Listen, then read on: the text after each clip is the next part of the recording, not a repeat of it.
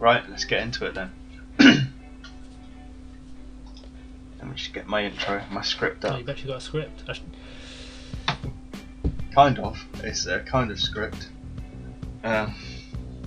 This might go wrong. Okay, hit that jingle.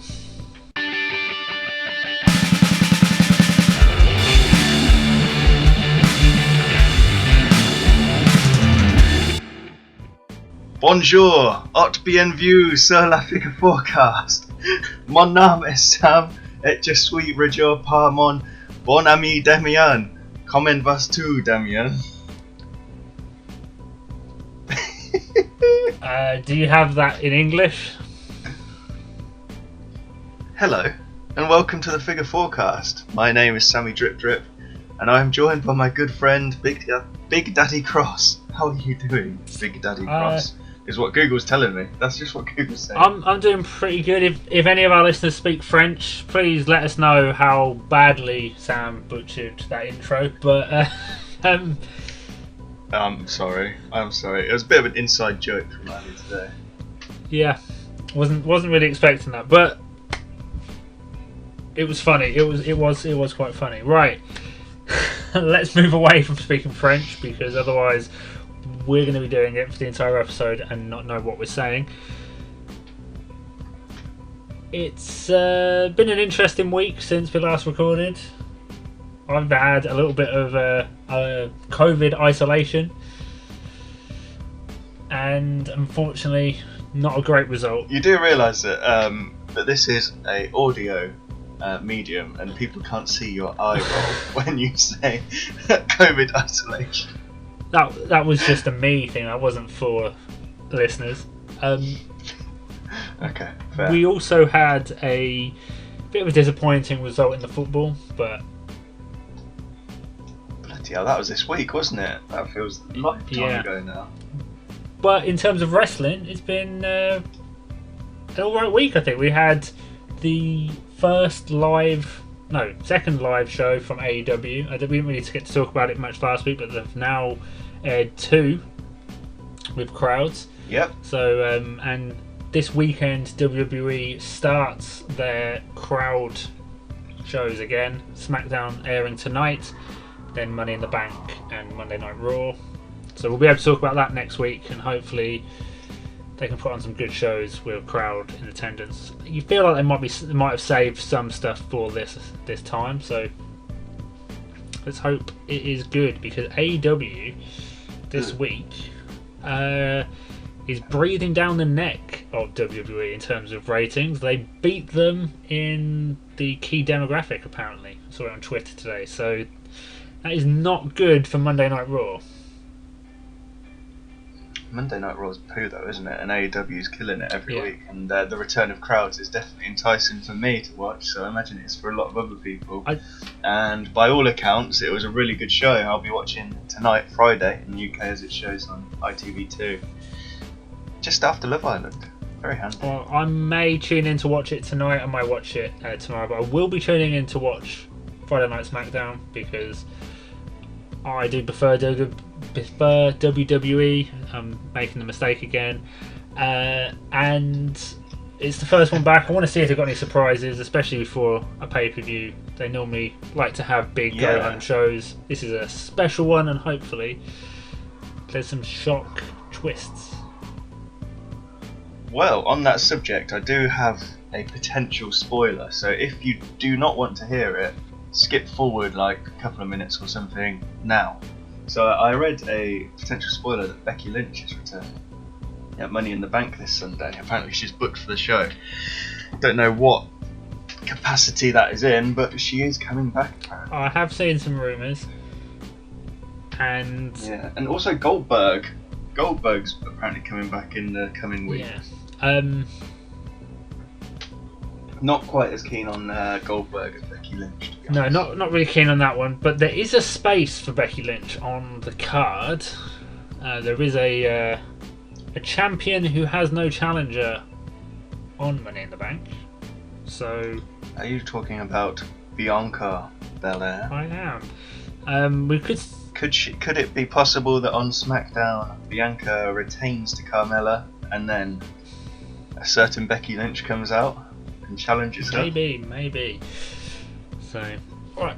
I'm expecting something big from this SmackDown show, and everyone will have watched SmackDown, I imagine, by the time this comes out. So, fingers crossed I'm right, and there is a big surprise, a good surprise. Yeah. And it's not just Goldberg coming out to close the show and beating Roman Reigns. Oh God, because that would be awful. That would be awful. That would be awful. Well, that's enough about spoilers. Let's get on to some content everyone can listen to. Hopefully everyone's joined us back after that 1.5-minute break. Yeah. So the big event this weekend is obviously Money in the Bank, and as you suggested, Sam, I think it would be good if we look back over some highs and lows of Money in the Bank moments in the past. We've covered a lot of wrestling moments, but some of these have been quite interesting. As you put it before, we'll call it Money in the Rank. It doesn't. That's an R. Yeah. An R. There. Money in the Rank. Important R in that word, and we'll kind of rank them and discuss some of the best and worst Money in the Bank winners from pay-per-view past. Yeah. Let's turn into Money in the Rankers and get rankings some moments. Do you want to begin by giving your rankings? Yeah. Before I jump, you ranker. Before I jump into my favourite ones, I want to give 2 honourable mentions. I don't know if they're going to be mentioned by you, but just quickly, my honourable mentions for good ones is Edge with the first one. Yeah.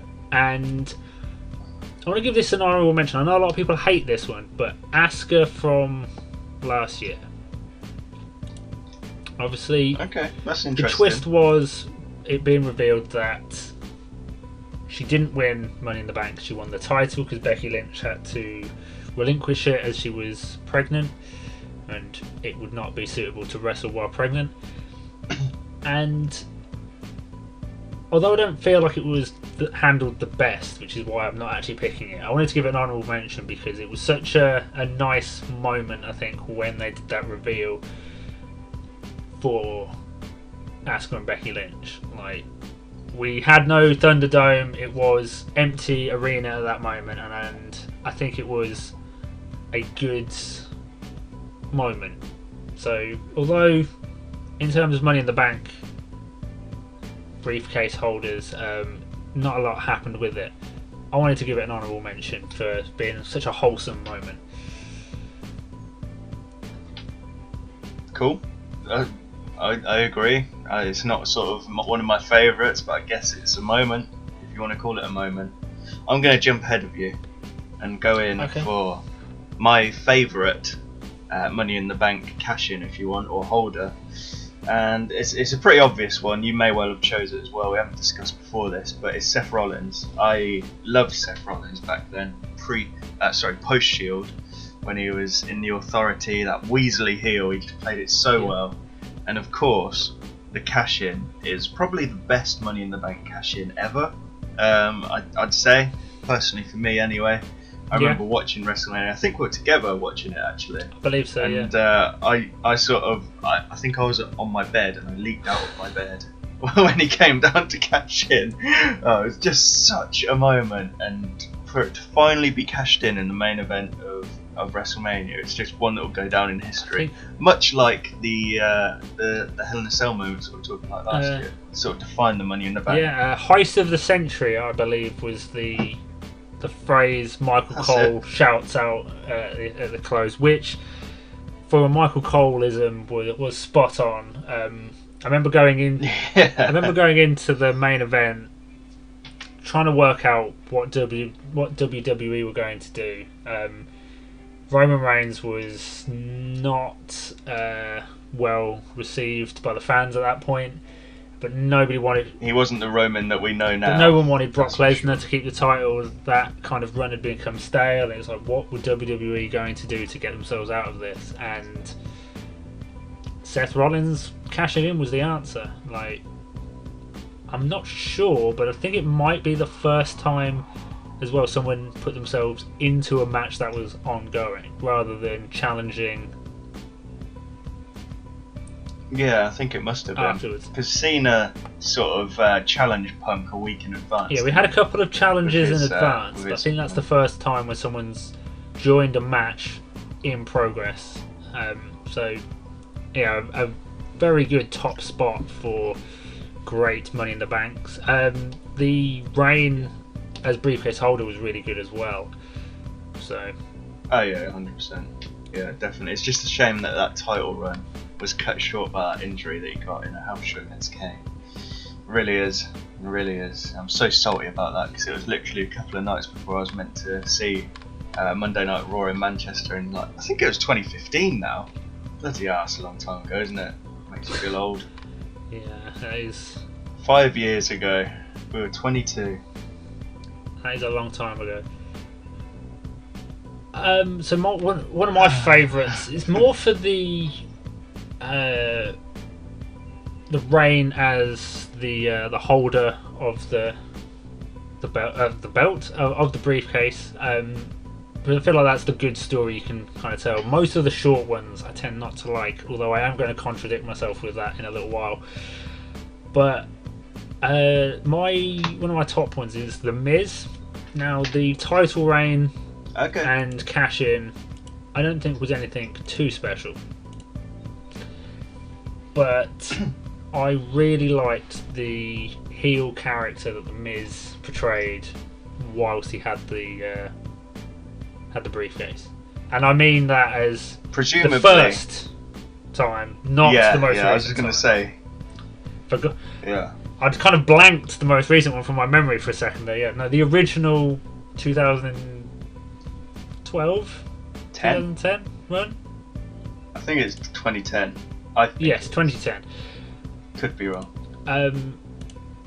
And they kind of touched on a lot of the same kind of tropes this time around, but the character work had changed a lot since then. But there was quite a few of those kind of weaselly kind of, I'm going to cash it in, but the situation isn't quite right moments back in 2010, which I feel is what you kind of want from a briefcase holder. It was still relatively new at that point as well, so it was only like 4 or 5 years old by that point, which means it hadn't quite lost some of its luster that it has in 2021, where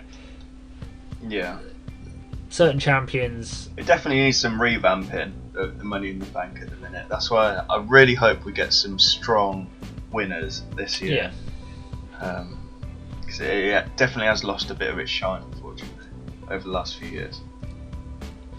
So yeah, that's one of my favourite ones, one of my top ones.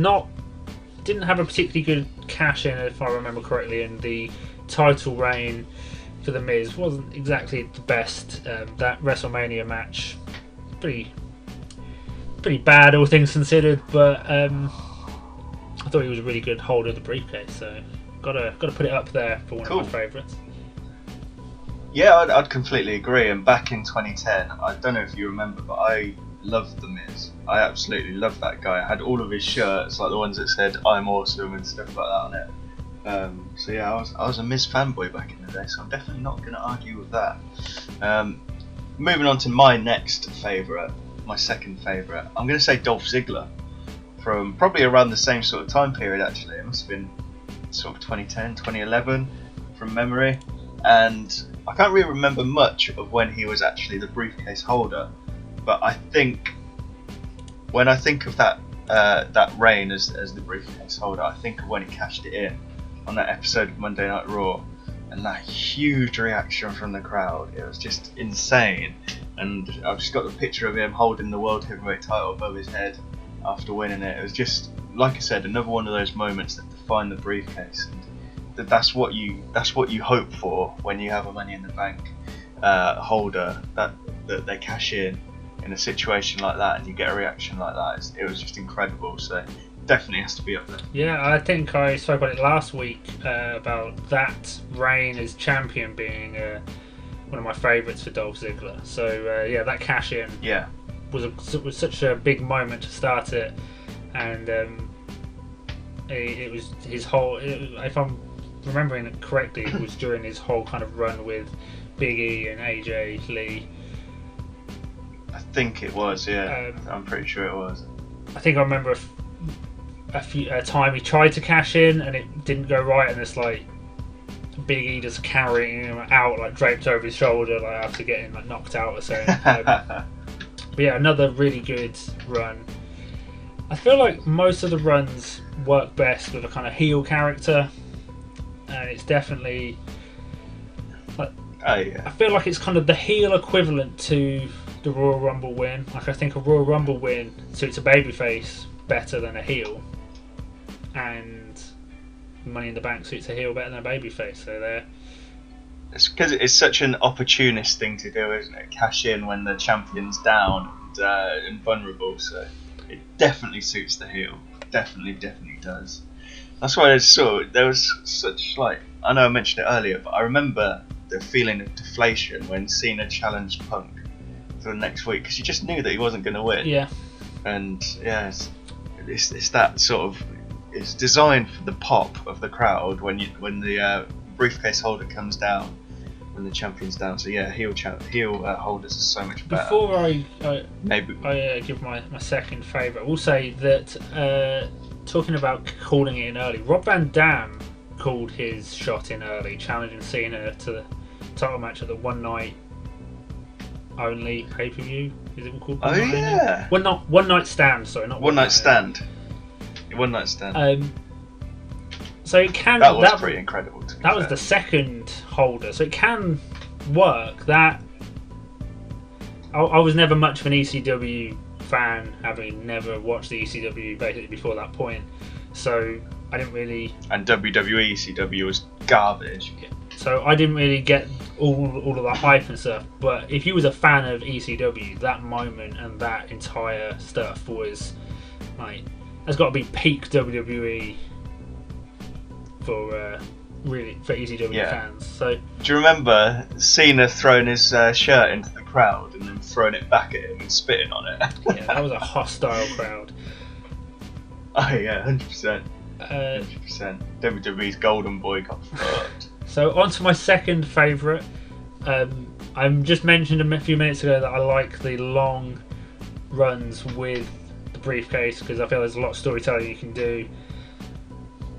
You like it long and slow. And I'm going to completely contradict myself now I'm going to pick the second shortest reign.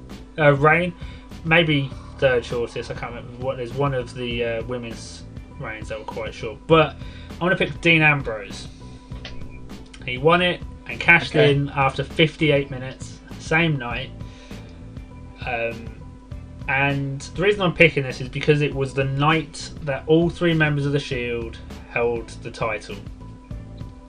And I watched this live and didn't see it coming. Well, this was the night that Seth Rollins had his return, wasn't it? I think his return match, at least. I think, from memory, for the title. I think he returned at the pay-per-view before and potentially attacked Roman Reigns, and then he got a title match in the next pay-per-view. Seth Rollins ends up winning, and then Dean Ambrose cashes in on the same night as winning the briefcase and becomes the world champion. Yeah. What a night. Probably some of the high points of watching WWE, especially in the last decade or so, has been kind of the Shield storyline. Their formation and breakup was some of the best told stories on WWE, and this was just a continuation of that. So it's got to go there for me. Like, he didn't do much really with the briefcase because I don't think he held it for less than an hour. I think the only time you saw him with it was him leaving and then him coming back out to cash in. But it was done so well. It was pretty unexpected on the night. I can't remember specifically my thoughts at the time, but yeah, it was a really good use of the briefcase, and that's kind of what you got to hope for. with the good ones, it's are you getting a good moment or a good story out of them having the briefcase? And all the ones we've mentioned so far, I think they have done. There's been something either like an elevation of a mid-carder to the main event, or getting a really good moment from an established main event. The negatives are when you don't get that kind of moment. When Yeah. and it just kind of feels like the win was pointless and you could have given it to somebody else. So let's do our negatives and also what we would have changed. Let's add a bit of fantasy booking almost to them. Well, if you don't mind, I'm going to start with my first negative, because it is indeed Dean Ambrose winning it off of Seth Rollins and cashing in on the same night. Okay. Now, yeah, in hindsight, I completely agree with you. Fantastic story. Shield, all of the Shield members holding it in the same night. Ambrose coming down and winning it off of this resurgent, returning Seth Rollins. Brilliant. But at the time, I hated it so much because I love Seth Rollins. I loved it. I loved him coming back because if you remember, he had that, I think it was redesign, rebuild, reclaim sort of slogan thing in the t-shirt. Yeah. I bought into him massively, man. Like I said earlier, I was a big Seth Rollins fangirl when he left the Shield, even when he was in the Shield. And to see him come back, I was so happy to see him win the title. And then I had to have my dreams crushed as wacky Dean Ambrose comes down after talking to a potted plant. I don't know if that was before or after. But yeah, wacky Dean Ambrose, man, comes down and breaks my heart. Not happy. So it has to be one of my two least favourite cashes in. I love John Moxley now, but that Dean Ambrose character I could never connect with, and for him to take the title off Rollins, not good for me. Yeah, I mean, that's completely fair. There's various cash-ins over the years that I've hated in the moment because of being a fan of the current champion. So I can see why you might not like it. What would you do differently? Would you have a different winner, or just have a different story for Dean Ambrose?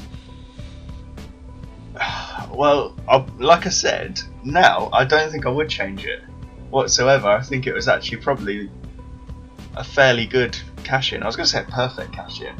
Perhaps it was a perfect cash-in because it was just such a good story, and the symmetry in it of having each member of the Shield hold the title at the same time. So it's sort of a strange one. It's a tweener for me because I like it now looking back, but in the time it was just such a crappy moment. So I think if I was thinking of however old I was at that time, early 20s, I would have just not had Dean Ambrose cash in on that night. Yeah. Go for any other person other than Seth Rollins. Get out of here, boy.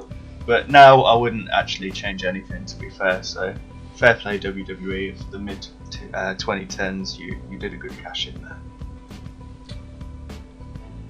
Okay. So one of my least favourite ones, as I said, don't like the short cash-ins apart from that one Dean Ambrose one. I'm going to pick Alexa Bliss winning in 2018. Okay. Now, I'm picking this for two reasons. One, I forgot she even won, which is the problem when you only hold the briefcase for 2 hours and 52 minutes. Good memory there. Oh, I've got it up on the computer. I'm cheating. God, the viewers didn't know that. Now, Jeez. a year later, Bayley did the cash-in on the same night thing as well, which I'm guessing Alexa Bliss cashed in on the same night because I cannot remember this, but I've got the time there, and Who did she cash in on? Oh Jesus! Come on, sort it it doesn't tell out. me on the screen. Oh, let me check. Yeah, poor preparation leads to a poor show. I don't know what the saying is, but that's what the saying is now. There you go, print it on a t-shirt, get it on Pro Wrestling Tees, we'll make a fortune. Along with, as long as the matches are good, the show will be good. Damien Cross, 2021, pre-WrestleMania. Hit us up, Pro Wrestling Tees. Let's make a fortune together. We've already got a shirt, it's selling like hot potatoes. There's one going every 10 minutes. There's just not enough cotton in the world to keep making these shirts with my face on. Okay. So I've checked. Alexa Bliss pinned Nia Jax in the same pay-per-view to win the belt after Nia Jax had just retained her title against Ronda Rousey via disqualification. Oh my god, I'd completely forgotten about all that crap.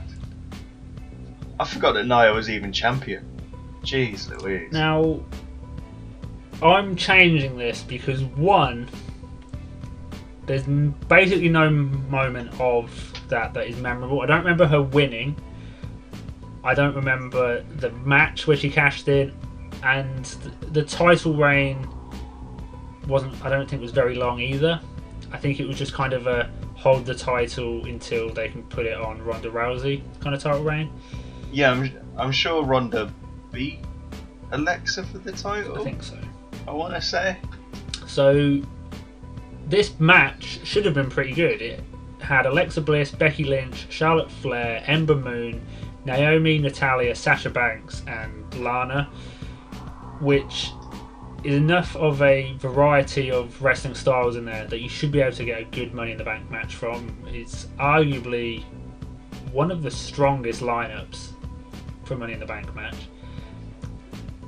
Should have been really good, but the cash in is completely forgotten. So I'd have her hold the briefcase for a while. I think Alexa Bliss could do a lot, especially that era Alexa Bliss could do a lot with the briefcase and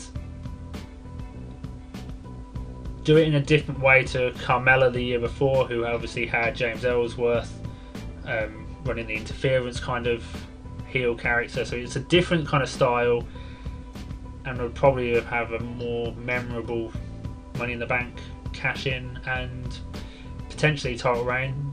Maybe she cashes it in a few months later against Ronda Rousey. Maybe. That would be more interesting, that's for sure.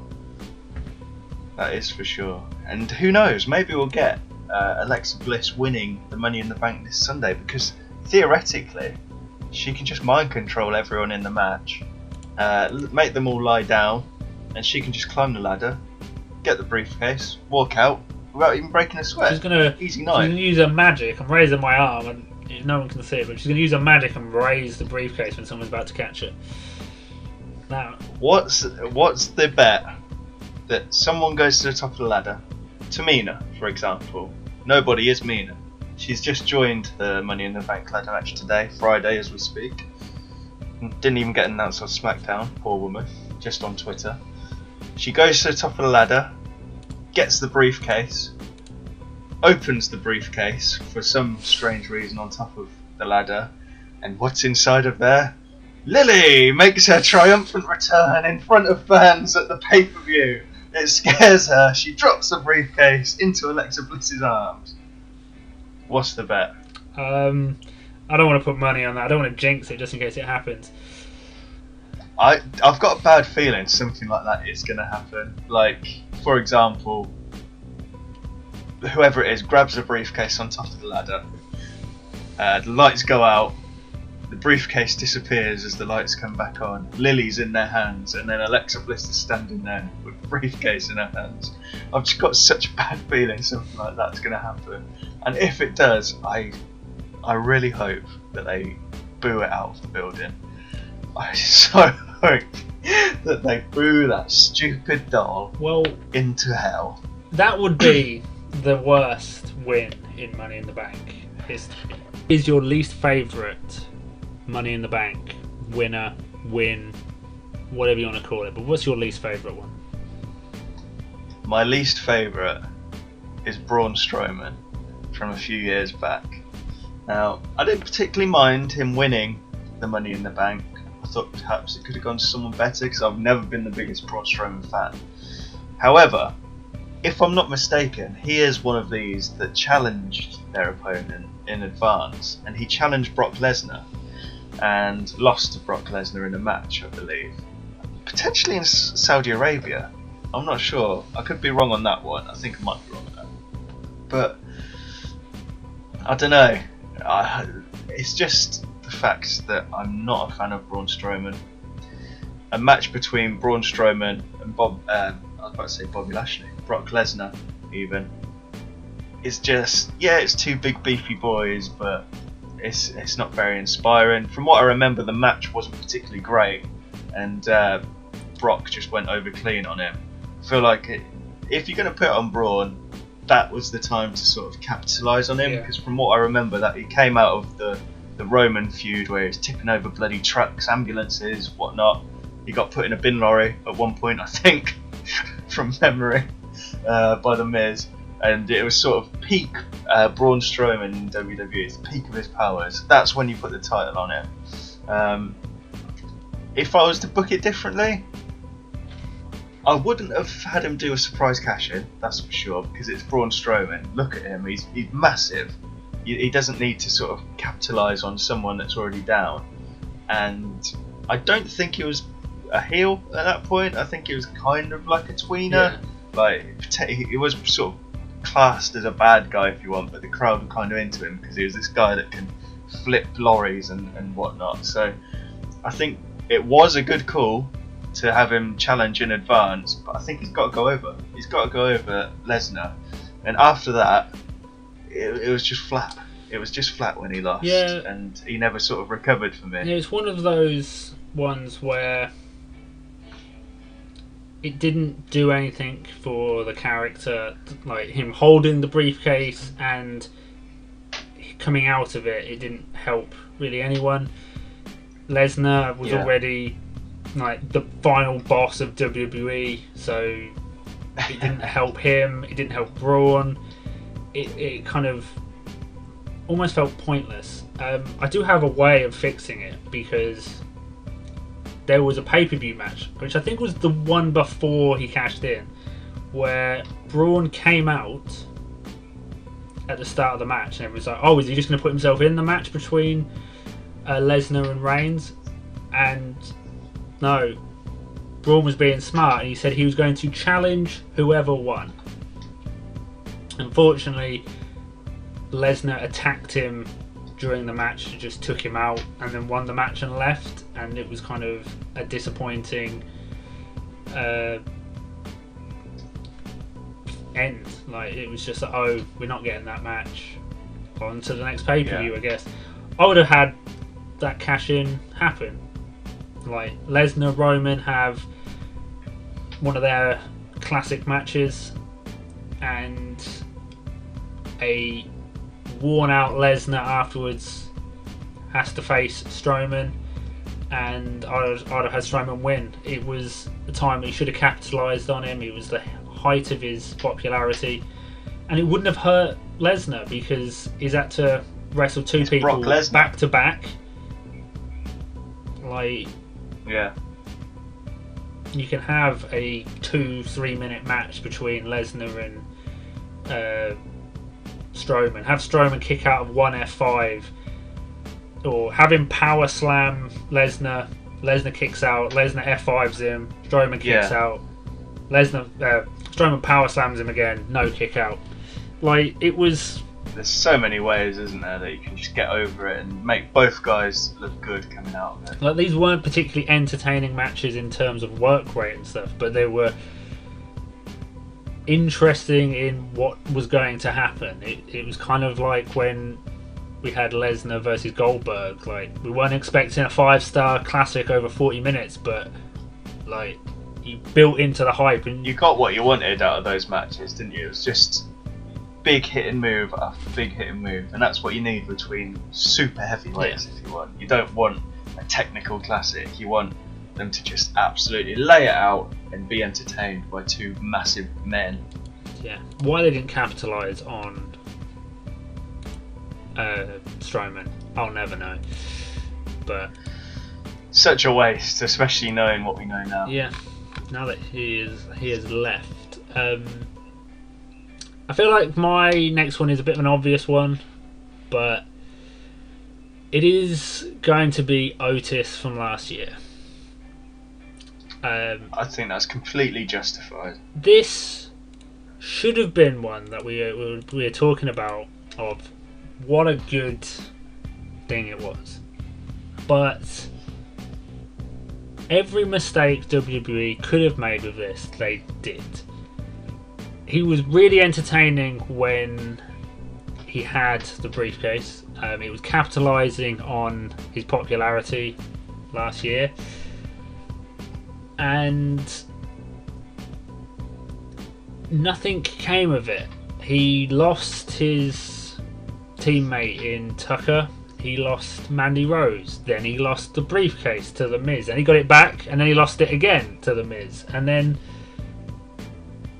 The Miz cashed it in, but he didn't cash it in and failed. And then he got it back, and then he cashed it in and held the title for a week. Yeah. And it was like WWE combined every bad trope from a Money in the Bank run into one run. And I don't know why. Like, they even set up a solution, because you can argue that Otis wasn't and isn't world champion material. He could be. You could book him to be that, but how WWE book their champions, Otis isn't that. So don't put the Money in the Bank briefcase on him if you have no intention of pushing him in a main event spot at all. There has been people in the past that have had it. Baron Corbin and Damien Sandow are two who were planned, and then for one reason or another they unplanned. But it never felt like Otis was going to be world champion. Even just... No, it screamed last minute decision, didn't it? Like, oh shit, what are we going to do? What are we going to do? Otis, he's over at the minute. He's pretty cool. We'll figure it out. And then they never figured it out. Who were the champions at the time? Drew, I think? The Fiend? And the Fiend? Or like maybe Braun? No, it was Braun. I think it was Braun. Like, Otis versus Braun or Otis versus Drew could have been matches. You could have built it up over a couple of weeks of like him like getting psyched up.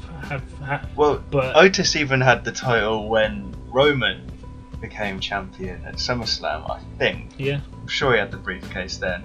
And that dynamic between those two would have been so fun to watch, because they're both big guys, but they couldn't be more different in in-ring styles. Like, you couldn't get two more polar opposites, really. Otis against a Fiend, imagine that. That would have been fun. Yeah, Do you know what, the thing that sort of sums up Otis's run with that briefcase is after Tucker turning on him, Tucker got drafted over to Raw, and do you remember he came out to wrestle a match? I can't remember who it was against, but he'd lost all of his heavy machinery gear. He was just in black trunks, and there's a gif or a meme that goes around now of sad Tucker, and he's just there, and you can see in his eyes he's a broken man. He knows, well, that's me done for. Like, that's the whole story gone, and they just didn't capitalise on any of it. No. If you're going to break them up, there's a good story to have between Tucker and Otis. Yeah, the whole... They didn't even sort of explain Mandy Rose leaving him at all. All of a sudden she was just gone. Yeah, they got drafted, didn't they? Otis went to SmackDown. Yeah. That was the... Yeah, the entire story should have been a big feel-good moment, even if Otis didn't win the championship. And if I'm changing it, I'm not having Otis win the title. But I feel... Are you having one of the guys that were thrown to their death? Rey Mysterio? No. He's Aleister Black? I'm still having Otis win Money in the Bank. It was the right decision to have him win. Oh, okay. Because he was peak popularity, and that was such a feel-good moment. But just literally have him feud with one of the main eventers, whether it's Drew McIntyre, whether it's Braun, The Fiend, or whether if it's Roman Reigns. Like, Just have him do something. I don't even remember Otis having a failed cash-in attempt. No, he didn't. He didn't even show any sort of inclination of going for a title, I don't think. I mean, you could even have it like he tries to cash in on Roman, and Roman throws like the briefcase away, doesn't let him cash in, something like that. And then Otis is the next week like, well, can't cash in on Raw because I'm not a Raw superstar. Can't cash in on Roman because Roman's scary. I'm going to cash in on Intercontinental Champion and win that. Like, do something different. Like, he needed a shake-up. Otis would have been the perfect opportunity. Like, have him decide that he wants to be Intercontinental Champion instead of World Champion because Roman feels too big to face. You can tell a story with that. You can do that. Like, yeah, we might now be bashing on the fact that Otis wasted a Money in the Bank cashing in on Intercontinental Sami Zayn or something, but it would at least be something different, and that's what we didn't get, and that's why it's one of my least favourite ones. It's also really recent, which kind of makes it stick in the memory a little bit, but yeah, I think that's completely fair, and all we can hope for is that WWE learn from their mistakes, but unfortunately we've been hoping for that for a long while. But as everyone knows, they do listen to this podcast, and maybe they will take some of our recommendations into this weekend's Money in the Bank. I'm really looking forward to this weekend's show, actually, for the obvious reason that fans are back. I think it's going to be a fantastic atmosphere. There's some great matches on that card. Edge, Roman Reigns. You've got the men's Money in the Bank match, which is like so star-studded, it's crazy. Like, any one of those people in that match, you wouldn't complain at any of them winning. No. Well, we'll post. What are your thoughts going into this weekend? Well, I was just about to say, we'll post our predictions for the entire card. It might already be up now. It kind of all depends on editing, but we'll record that at least later and put it. But we always do our predictions on who we think are going to win. But I want to ask, who do you want to win? Who do I want to win? We'll do the men's Money in the Bank first. We've got Ricochet, John Morrison, Riddle, Drew McIntyre, Big E, Kevin Owens, King, Nakamura, and Seth Rollins. Who would you want to win Money in the Bank? Not who do you think. Who do you want? Yeah, no. I want to win. I want Big E to win that. Just because it's Big E, man. He's fucking awesome. And like, I wanted him to win the Royal Rumble and go on to face Roman Reigns because I think there's a fantastic story that can be had there. Exactly the same reasons. He's the ultimate babyface. Yeah. He's got the credentials to have a good match against Roman Reigns and stand toe to toe. He's huge and he's a really good wrestler. I want Big E. Who do you want? Well, looking at those names, there is a good story that you could tell with every single one of them. The only one I really wouldn't want is Drew McIntyre. But weirdly, I think it would be a really fun story to tell. WWE won't do it. But I would want a fun story of John Morrison winning and having a kind of mini story with The Miz, of The Miz being like, oh yeah, like we're back holding the briefcase and doing all this. The Miz being like too in charge. Eventually have John Morrison split from The Miz and prove that he's the best of the two by beating Bobby Lashley to win the title. I think it would be a really good story for John Morrison and to push John Morrison into a respected main event level wrestler in WWE. He's always a bit of a joke, but yeah, I'd do something like that. Like, I think that would be amazing. They could all be great, but I don't know if I could stomach that briefcase being around The Miz and Morrison for another however long. It's that Otis storyline and going into Bobby Lashley has scarred me. Yeah, it wasn't great. The early Raw days this year. Maybe they can redeem it by having John Morrison eventually win, and like if you can get a serious like world champion John Morrison out of it, I think it would all be worth it. It will never happen, Cool. but I think it would be worth it. I hope it doesn't happen. But that's just me. Everyone's got their own opinion. So yeah, who do you want to win the women's Money in the Bank then?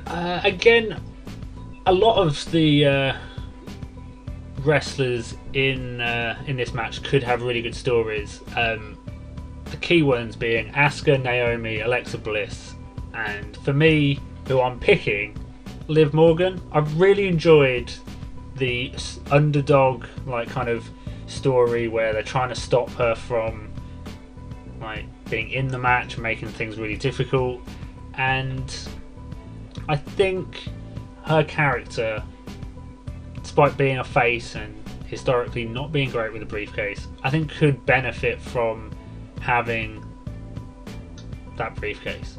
Now, I don't see her. I would see her holding it for a while, especially if the rumours of returning women are true. There's going to be quite a strong title scene for the women on SmackDown, but I feel like it could have a good moment for her down the line, winning that title off of someone. Even if she didn't hold it for too long, I feel like they could tell a good story how they've set it up with it. So I'd pick Liv Morgan. I feel like it contradicts a few of the things I've said about what I've not liked in the past, but this is a dream scenario, and in that scenario, WWE, book it right. I'm asking a lot. I'll tell you what I want to see. It's none of these women win, actually. What I want to see is a returning to the in-ring action. Sonya Deville come down, attack Liv Morgan and getting her out of the match. They've had a little bit of a sort of back and forward in the previous weeks. Attack her, come into the match, win it, and then return into an in-ring performer. That's what I want, and to have a legit Sonya Deville, because she's a badass, man. She's a fighter. She did MMA and stuff. She's got all the credentials to be a serious heel contender for Bianca Belair or whoever it will be as the title winner. I think there's a story in there. You could have a little short-term story of Liv Morgan and Sonya Deville. Obviously, as she's just cost her a title, a Money in the Bank opportunity. So that's what I want to happen. There's some other good stories available for both matches. Asuka, after last year winning it but not winning it, you could kind of tell that story. Alexa Bliss, with kind of her spooky powers, could do some interesting stuff with it. So there's a lot that could be done. The question is, how much can they do of this? Yeah, how much spooky bollocks could they do in front of an audience? I don't know. They'll find ways to do something. Yeah, they can't have a falling light rig this time. No. Oh well. We'll see what happens. Yeah. I don't think there's any. It's going to be a good show. Yeah, it will be a good show, especially if the matches are good. Exactly. A wise philosopher did once say that. So I hear anyway. It's a thing of legend now. Yeah. But I think that's the show, pretty much, for this week. Talked a little bit about our favourite matches, and we're both very much looking forward to the return of live crowds to WWE this week. We've had a taster of AEW and a taster of the WWE crowd at WrestleMania, so bring it on. I'm so ready. I've got Monday booked off work, so I'm staying up for it, and I can't wait, as my Scottish counterparts would say. There you go, I am bilingual. I don't think speaking with a Scottish accent counts as being bilingual. And hopefully it's a good show. I'll be watching it Monday after work, as unfortunately I wasn't able to book it off. But I am looking forward to it, especially with it being bringing the crowds back. Maybe in honour of 3 shows with crowds, we'll do a live episode of the podcast next week with a crowd of 1. Your dad. Yeah. We'll record it in person and cheering throughout. Adrian! I think that's a perfect point to end, so I'm going to cut to me reading out the socials, I guess. It's weird to set it up myself. Thank you for listening, and as always, for all the updates from the Figure Forecast, you can follow us on various social media sites. We're on Facebook at the Figure Forecast, on Twitter at Figure4UK, and on YouTube by searching the Figure Forecast. In fact, we have a video that's just been uploaded today.